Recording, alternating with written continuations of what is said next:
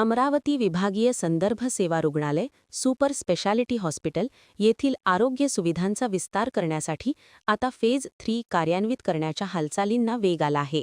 यासाठी जिल्हा स्त्री रुग्णालय डफरीनच्या जुन्या इमारतीचा उपयोग करण्यात येत असून कामाला देखील सुरुवात झालेली आहे। त्यामुळे जीर्ण झालेल्या डफरीनच्या जुन्या इमारतीचा यामुळे कायापालट होणार असल्याचे बोलल्या जात आहे।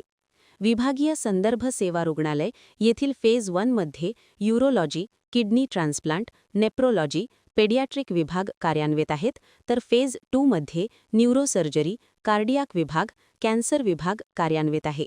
या आरोग्य सेवांमुळे येथे अमरावती विभागातील जिल्ह्यांसह मध्य प्रदेशातूनही रुग्ण उपचारासाठी दाखल होत असतात। त्यामुळे गोरगरीब रुग्णांसाठी विभागीय संदर्भ सेवा रुग्णालय हे एक प्रकारे वरदान ठरत आहे। वैद्यकीय अधीक्षक डॉक्टर अमोल नरोटे व विशेष कार्य अधिकारी डॉक्टर मंगेश मेंढे यांच्या मार्गदर्शनामध्ये रुग्णालयातील कामे सुरू आहेत। अशातच आता रुग्णांच्या आवश्यकतेनुसार येथे फेज 3 चे काम देखील सुरू करण्याची मागणी होत होती। याकरिता शासनाकडे देखील सातत्याने पाठपुरावा सुरू होता।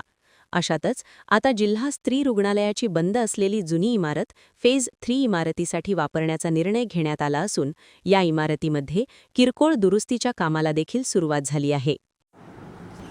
नाही, आता सध्या त्यांना तिथला पण जे सुपर स्पेशालिटी रुग्णालय आहे तिथे पण पेशंटचा व्याप वाढलेला आहे आणि आपले विविध प्रकारचे तिथे युनिट सुरू आहे आणि त्याच्यामध्ये आता आपल्याला गॅस्ट्रोचं युनिट, कॉक्लिअर इम्प्लांट आणि एक कॅथलॅब आहे, पण त्याच्यावरचे लोड वाढत आहे। त्याच्यामुळे आपल्याला अतिरिक्त जागेची मागणी आली आणि ऑलरेडी आपल्याकडे डफरीन जे जुनं हॉस्पिटल होतं तिथले काही इमारत तिचा भाग खालीच आहे आणि तो उपयोगात आणण्यासाठी जेणेकरून की रुग्णसेवा होणार आहे, त्याच्यामुळे आपण तो भाग सुपरचे काही दिवसासाठी त्यांना वापरण्यासाठी दिलेला आहे, जेणेकरून रुग्णांची गैरसोय होणार नाही।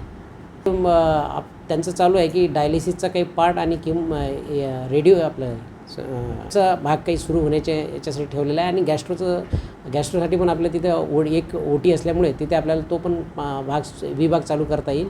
त्याच्यासाठी आपण पुढाकार घेऊन ती जागा त्यांना वापरण्यासाठी तात्पुरत्या स्वरूपात आपण दिलेली आहे।